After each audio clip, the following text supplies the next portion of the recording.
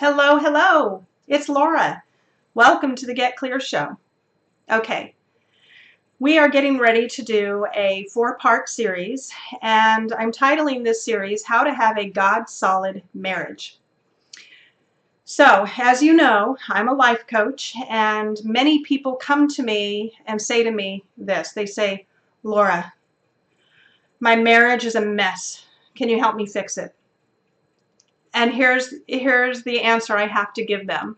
And that answer is yes and no. While I can't actually fix somebody's marriage, what I can do is present people with a kit of tools that they can use to work with in order to fix their marriage themselves. So I'm not a magic wand. I can't go in bibbity bobbity boop and your marriage is all better. Well, here's what we know.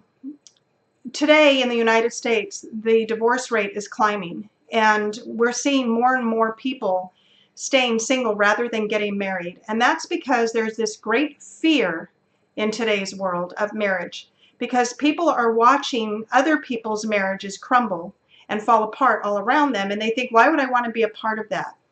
Well, this is my philosophy. I believe if we can help people save their marriages now, then what we're going to see later, as the next generation of people are coming up and they see that the institution of marriage is actually beneficial and it's rewarding and it's a good thing, not something to be afraid of, then we're going to see the divorce rate decline and the number of people in committing to a marital relationship on the rise.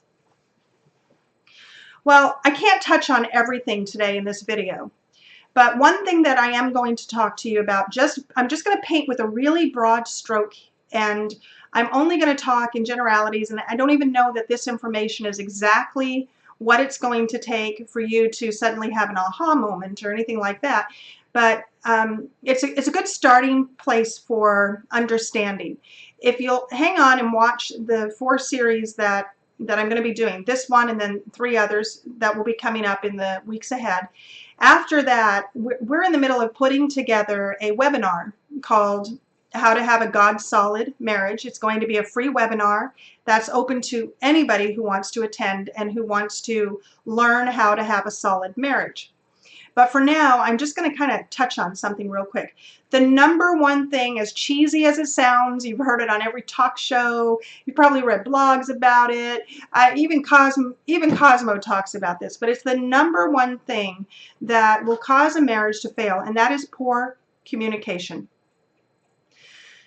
So I'm not talking about 2 people that are just talking or not talking. That's not what I'm talking about. Here's what happens. Couples come to me for coaching, and this is what goes on. The husband's going, blah, blah, blah, blah, blah, blah, blah, blah, I'm right, I'm right, I'm right, I'm right. And the wife is going, blah, blah, blah, blah, blah, I'm right, I'm right, I'm right, I'm right. And I'm playing moderator, and here's the deal. They're both wrong. They're just both wrong. And he's saying she doesn't understand me, and she's saying he doesn't listen to me, and they're both wrong. So there is a very fundamental and key thing that a person needs to understand if they're ever going to get the rest of communication between spouses down and flowing correctly. And let's talk about that. Number 1, men and women communicate and think differently.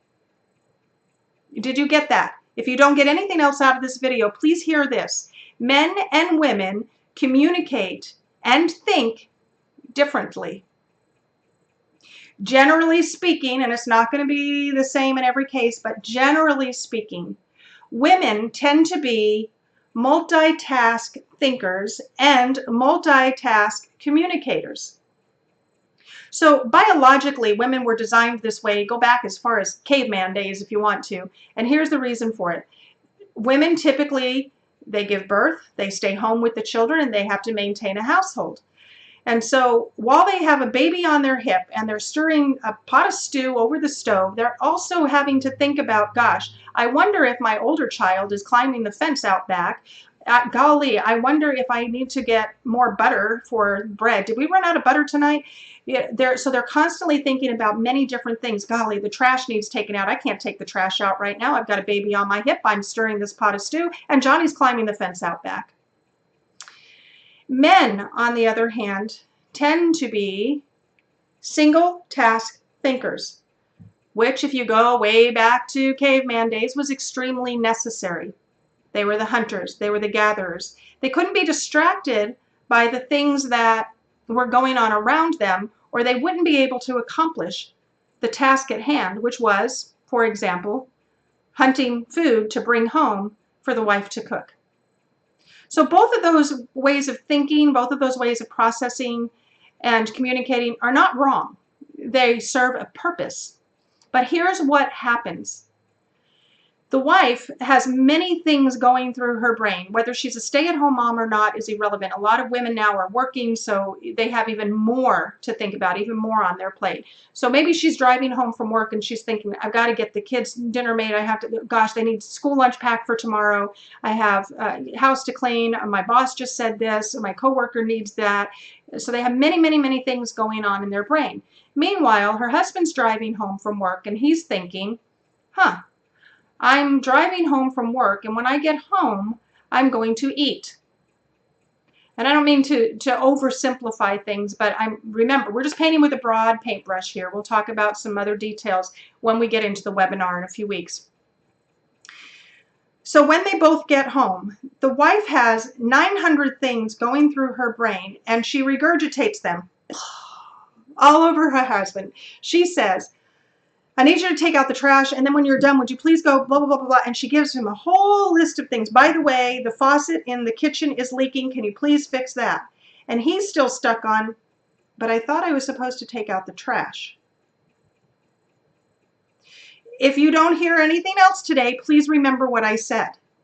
Men and women communicate and think differently. So when does conflict happen? When the wife spits out all of this information to her husband, and he's stuck on the first piece of information he heard, and he doesn't get the rest of the information, she then gets upset and says something to the effect of, you never listen to me. In the meantime, he's thinking, you're always nagging me. Here comes the fight. Here comes the fight. So there are solutions to that problem. There are ways for men to be better listeners, and there are ways for women to understand and figure out the best way to communicate the 900 things that are going through her brain to her husband in such a way that she no longer will have to say, you never listen to me, and he will no longer have to say, you're always nagging me. It can feel pretty defeating for a husband who, I'm just going to use this as an example, whose wife is always telling him, you never listen to me. Because we know that our ears work, or most people's ears work. And so when he hears those, it can feel very defeating, like, I'm a failure. Why am I failing as a husband? And the wife, on the other hand, can feel very defeated when she's hearing from her husband, you're constantly nagging me, you're always on my case, you know, you don't respect me. That's a real big one that people hear. Sometimes those roles can be reversed. Sometimes it is the husband who's it's the male in the relationship who's the multitask thinker and communicator. And the woman, on the other hand, might be a single task communicator and thinker. But I'm painting with a big picture here. Just understand what your spouse does when they think and communicate. Think about your spouse. Do they rattle off a list of things all at once? Do they seem to be thinking about 100 things all the time? They're probably a multitask communicator and thinker. And if your spouse happens to be somebody who's just single task minded, they're probably a single task thinker and communicator. So just remember that and keep that in mind. Is that going to fix your marriage? Nope, probably not. Is it going to give you a really good starting place of something to focus on and think about? Just be aware of how you are communicating with your spouse throughout the rest of this week.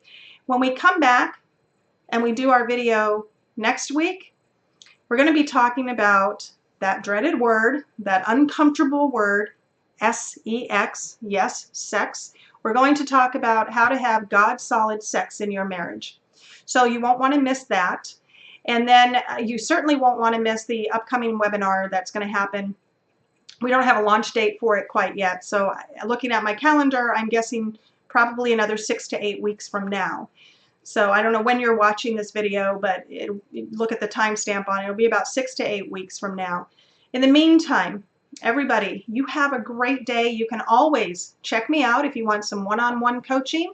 If you want to read my book, you can find all that information out on my website. It's www.followlaura.com.